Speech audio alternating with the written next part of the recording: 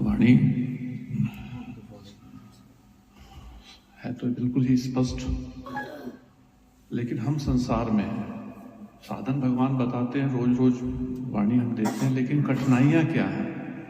कठिनाइयां ये है कि जितने भी वचन आते हैं हम उसको एक्सेप्ट यहाँ तो करते हैं, लेकिन यहाँ से उठते से ही फिर हम अपने एक्सेप्ट में चले जाते हैं, अपने दुनिया में चले जाते हैं। ये करीब करीब सबके साथ होता है, यही समस्या है। यहाँ सुन रहे हैं, कानों को बहुत अच्छा लग रहा है, लेकिन मुश्किल से 2, 4, 5 मिनट के अंदर ये चीज समाप्त हो जाती है।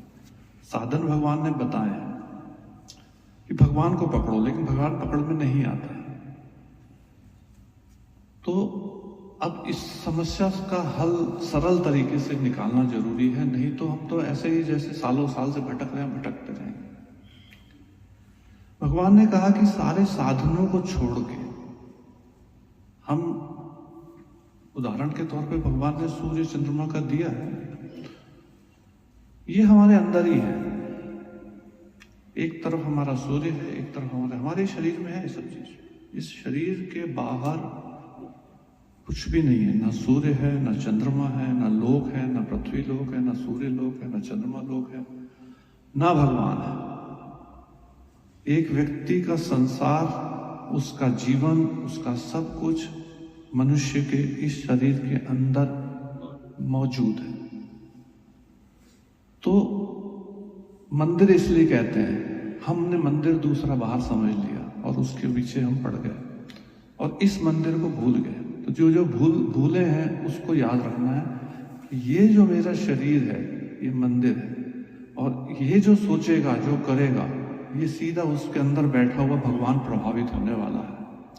तो एक तो सूर्य, ये जो बाहर की दुनिया में ज्यादा प्रभाव में आ जाते हैं, उससे बचना है। एक और चीज है जो पकड़ लें तो अच्छा है। कैसे हो ये? हम श्रेष्ठ हो गए, हमें नहीं बोला मनुष्य श्रेष्ठ है, हमने ही कहा, हमने भजन कर लिया, हमने ही कह दिया कि हमारा भजन श्रेष्ठ है, हमने ही कह दिया हमारा ये। कौन कह रहा है?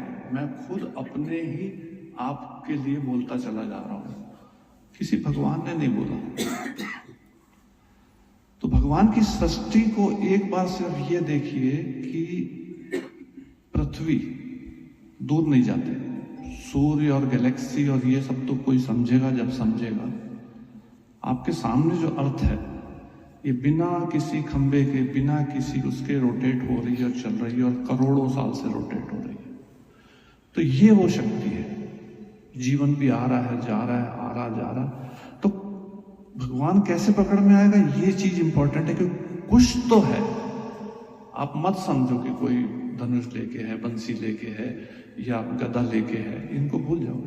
ये जानो कि एक कोई तो है जो इतनी बड़ी पृथ्वी को चला रहा है, हर चीज चल रही है। हवा कहते पत्ता पत्ता उसके इशारे से चलता है, तो वो पत्ते को थोड़ी हिला रहा है, उसने तो सृष्टि चला दी है, नियम कायदे बना दिए। अब वहां वो चंद्रमा चलता है, इधर समुद्र में तूफान चलता है, उधर वो सूर्य चलता है, उधर हवा निकलती है, उधर हीट आती है, इधर वो तो हमारी भाषा है कि वो फोटोसिंथेसिस हो रही है, ये हो रहा है, लेकिन एक्चुअली ये सारा गवर्न वहां से हो रहा है। तो उसकी शक्ति को यदि हम समझ लें, तो ये जो सब कुछ चल रहा है, एक छोटी से छोटी चीज भी परमात्मा चला रहा है, और कोई चला रहा है। परमात्मा भी यदि नहीं समझ में आता तो ये बोलिए, और वही चीज हमको चला रही है।